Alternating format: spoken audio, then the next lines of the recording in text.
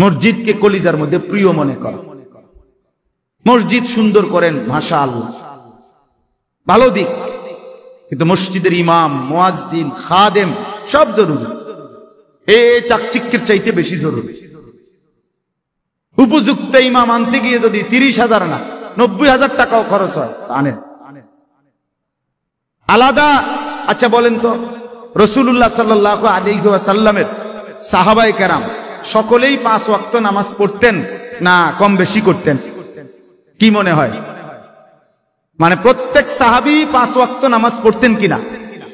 পড়তেন সকলে, প্রথম জন শেষ জন। তাহলে সব সাহাবী তো আজান দিতে পারতেন। আজান এটা দেওয়া সম্ভব ছিল কিনা বলেন? তাহলে প্রত্যেক নামাজের ওয়াক্তেই তো সাহাবায়ে কেরাম মসজিদে অনেক আছে, তো এক এক সময় এক একজন মিল করে দিলেই তো হইল আজান। এটা আজানে না কুদ্দু। কিন্তু আলাদা ভাবে হযরতে বেলালকে কেন নির্ধারণ করলেন? এটা যদি গুরুত্বপূর্ণ না হয়, আলাদা ইবাদত না হয়, তো আলাদা বেলালকে নির্ধারণ করার দরকার কি ছিল? যখন যে সামনে পড়তো, সবাই তো সাহাবী, একজন দিলেই তো হইতো। আমাদের দেশে আপনার এটা গুরুত্ব দেয় না। ইমাম মুয়াজ্জিন নাই মসজিদের, বহু মসজিদ। কোথাও আছে বুড়া অসল একজন 200 বছর বয়স বুড়া মিয়া, বুঝেন নাই? উনি শরীর চলে না, জান চলে না, এই একজন রেডি আজান দিতেছে, উনি অশুদ্ধ বাক্য, আজানের শব্দগুলো ঠিক মতো বলতে পারে না, এরকম করে। আশ্চর্য কথা, এটা তামাশা করেন? আজান কি তামাশা? তো তাই না আপনি করেন বলেন, এরকম করেন কেন? অশুদ্ধ বাক্য। উনি হাইয়া আলাস সালাহ বলতেই পারে না, ওরে দিয়ে আজান দেয়, ওরে আজান দেয়, একামত দেয়। কত সময়, এত কষ্ট লাগে। পথে কখনো থাইবা নামাজ পড়ি যে, আমরা তো সারা বছরই চলতে থাকি বাইরে বাইরে, এক এক নামাজ এক এক সময় এক একখানে পড়ি।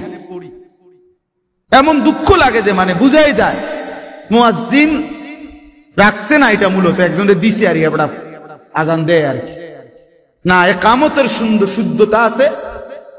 আল্লাহর নবী সাল্লাল্লাহু আলাইহি সাল্লাম আবু মাহজুরা একজন সাহাবী, অল্প বয়সী কিশোর সাহাবী ছিলেন।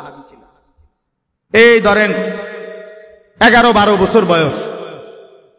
আল্লাহর নবী সাল্লাল্লাহু আলাইহি সাল্লাম, হাদিসে স্পষ্ট আছে, এই আবু মাহজুরা রাদিয়াল্লাহু তাআলা আনহু কিশোর বয়সে আল্লাহর নবী সাল্লাল্লাহু আলাইহি সাল্লাম একটা একটা লাইন, মানে একটা একটা বাক্য, আল্লাহু আকবার আল্লাহু আকবার, আলাদা আলাদা করে নবীজি সাল্লাল্লাহু আলাইহি সাল্লাম উনাকে আজান শিখাইছে। এমন কি হাদিসে উনি বর্ণনা করছেন কোথায় টানতে হবে, কোথায় মিলাইতে হবে, আল্লাহর নবী সাল্লাল্লাহু আলাইহি সাল্লাম আমাকে সেটাও ধরে ধরে শিখাইছে। তাহলে আজান যদি গুরুত্বপূর্ণ না হয় তো নবী সাল্লাল্লাহু আলাইহি সাল্লাম শিখাইলেন কেন? অথচ উনারা আহলে আরব, মানে ওদের তো মাতৃভাষাই আরবি। আরবের মানুষের মাতৃভাষা আরবি না, তো তাহলে ওই সাহাবীর মাতৃভাষা কি? বাংলা। ও তো মাতৃভাষাই আরবি, তো সে তো এটা এমনিই পারার কথা। কিন্তু এরপরও নবীজি তাকে আলাদা শিখাইলেন কেন? তাহলে এটা যদি গুরুত্বপূর্ণ না হয়, এই জন্য বাপ মসজিদকে কদর করবেন, ইমামকে কদর করবেন, মুয়াজ্জিনকে কদর করবেন, খাদেমকে কদর করবেন। বলেন ইনশাআল্লাহ। মসজিদের সবচেয়ে দামি মানুষ তারা।